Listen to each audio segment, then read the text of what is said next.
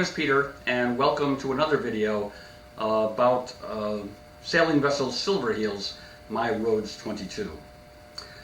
This video is one of a series that I'm doing on boat projects here in the spring of 2018. This video is going to be a little different, however, in that it's going to be dedicated to a single topic, which is adding additional solar power to the boat.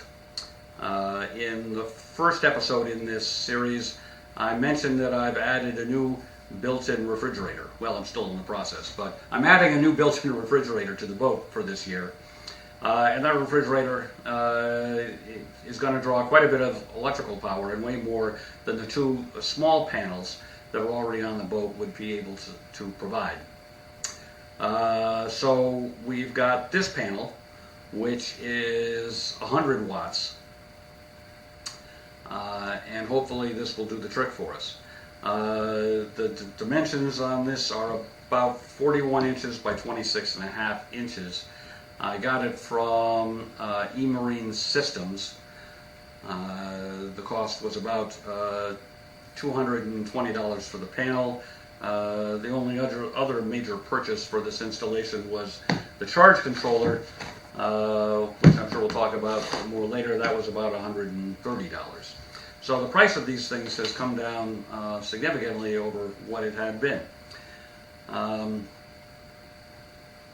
So in determining the size panel that I need to power the refrigerator, well, I first did a number of experiments over the course of the winter and determined that the refrigerator will draw about 1 amp per hour on average. So 24 amps in a day. And I used two rules of thumb that I found on the internet for determining the panel size. One rule of thumb is to assume you'll get sunlight that will power the panel at maximum output for 5 hours per day. So the output of the panel is 5.5 amps times 5 hours per day would be 27.5 amps per day, as opposed to the 24 that I estimate the refrigerator will need. The second rule of thumb was to take the wattage of the panel and divide it by 4 for an estimate of the number of amps per day. So the 100 watts divided by 4 would be 25 amps per day, again, versus the 24 that I think the refrigerator will draw. So it seems that there will be enough power, but only barely. So hopefully those rules of thumb were on the conservative side, but time will tell. So the two major challenges for this project are to run the wires from the panel through the controller to the batteries, and the second and actually larger challenge is how to actually mount the panel to the boat. And to show you that, I'm going to start by turning the panel over. So here we've got the panel upside down with our mounting hardware installed.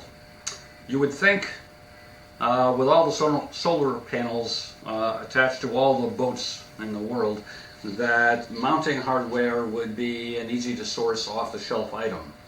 But I found that was not to be the case. eMarine Systems does sell something, and it's in their catalog. They call it a mounting system. When I got it, what I found, what it was these two aluminum bars.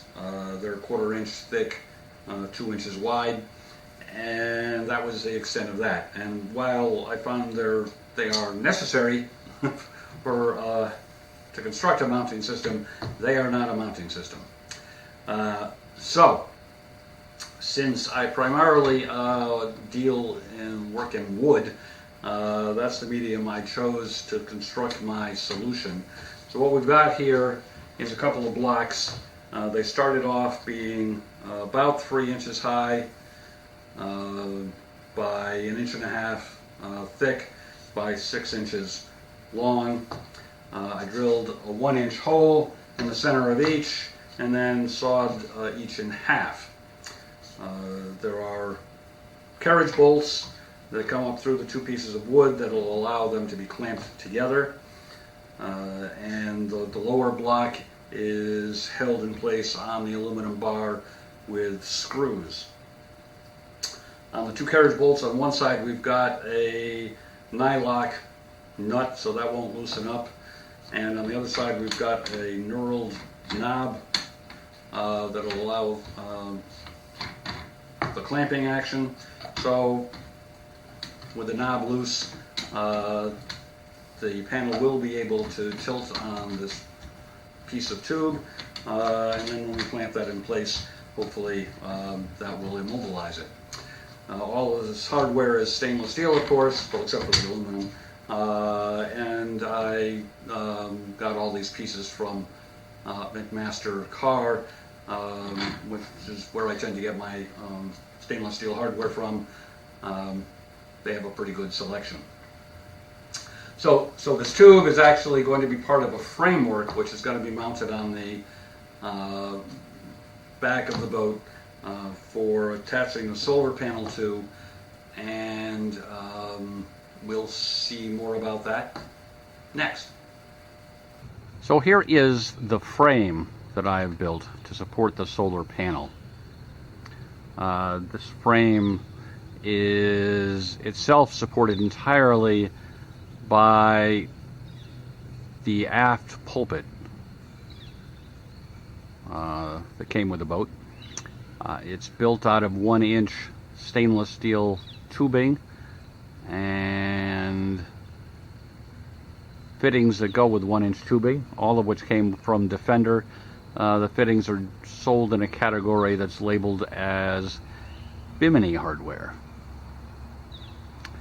So the panel itself will get supported on the horizontal rail at the top there, which was designed to be high enough and far aft enough to avoid any interference with the outboard motor.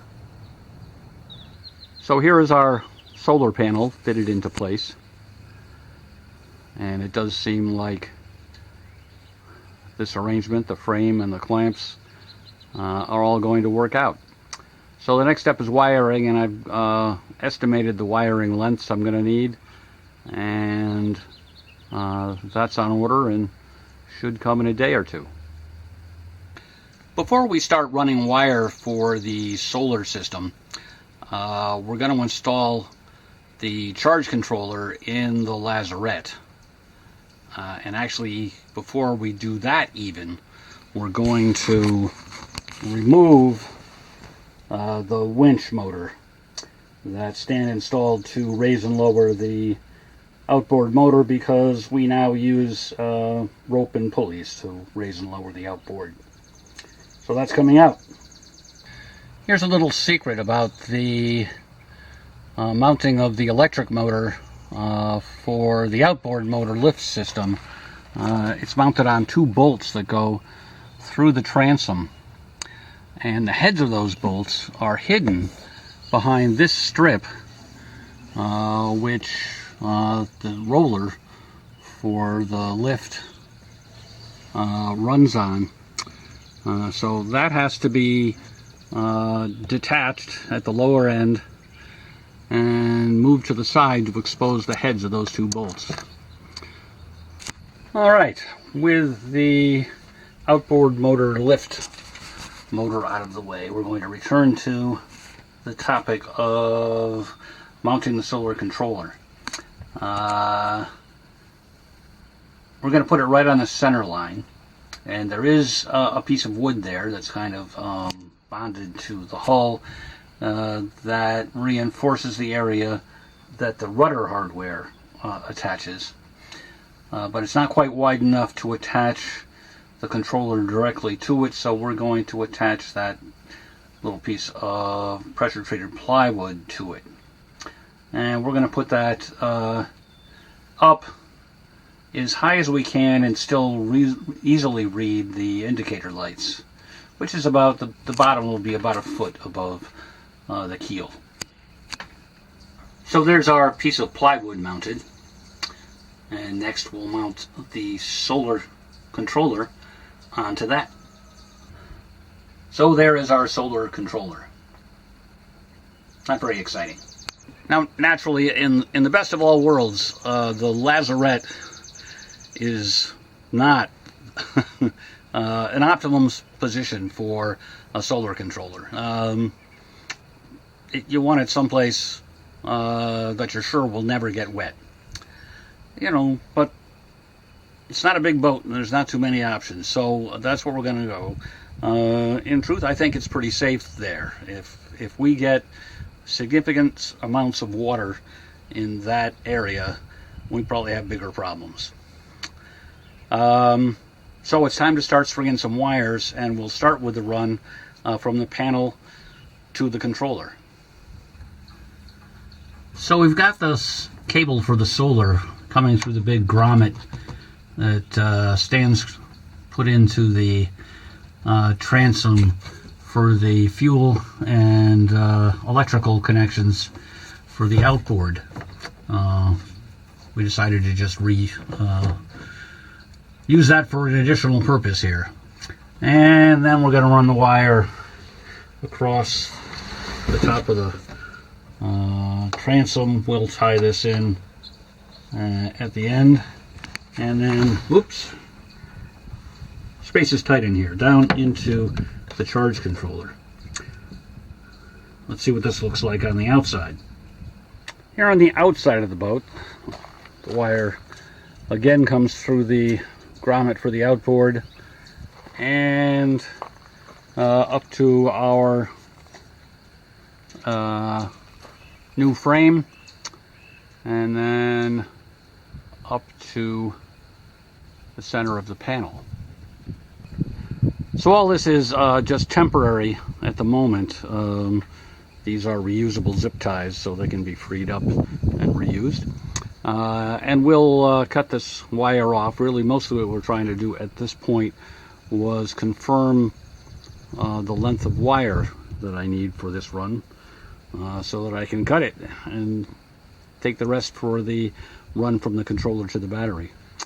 One thing I'm not sure of is whether this wire is standard 10 gauge, 2 conductor, marine quality wire will stand up to UV exposure. I haven't been able to determine that. If it turns out the answer is no, then, well, it's not a long run and it's easy access, so replacing it would not be difficult. So step 2 of the wiring phase of our project is to run the wire that's going to go from the controller to the battery that's under the settee. And my choice of routes, my first choice of routes, will be to take the same route that Stan used to run the cables for the outboard motor. These two. This one is for the small solar panel on the roof. But these two run back to the lazarette. Now, I did a lot of struggling on this a little while ago, and I wasn't sure how hard it was going to be to run wires through here. And I have no idea how Stan actually, or his crew, actually goes about doing this. But I did manage to pull through, after quite a bit of work, a couple of pieces of stout cord. And we'll use one of those to try to pull through our cable. Alright, so this is going to be attempt number 1. So we've just run a bit of the string here alongside a length of the wire, about 8 inches of overlap, taped those together, kind of made a little pointy end out here, and we will attempt to pull this through from the lazarette. there'll probably be a lot of running back and forth.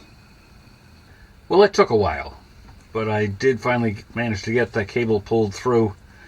So the end is now here in the lazarette. I think I may have failed to describe the route that cable is taking. It's traveling in the small space under the cockpit floor and above the styrofoam that lives below the cockpit. So there's a very tight space there. Not sure how Stan engineers there being any space there at all, where it is possible with perseverance to pull a cable through, at least on this boat. So having done the rough wiring for the solar installation, finishing that up was a pretty straightforward chore. So we've connected both runs of wire to our solar controller.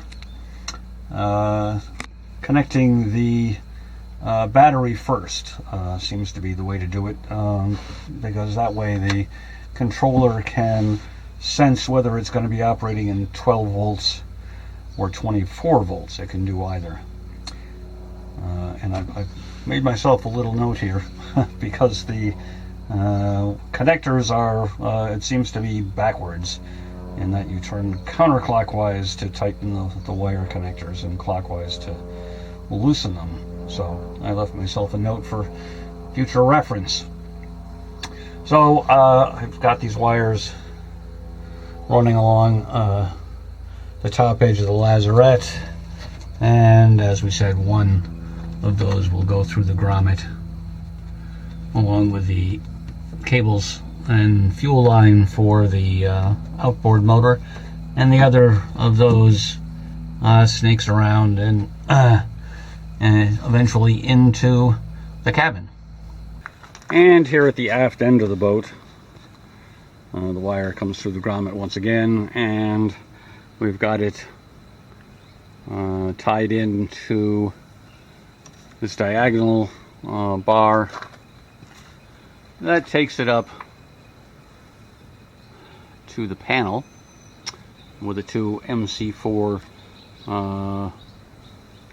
disconnectable, if that's a word, solar connectors.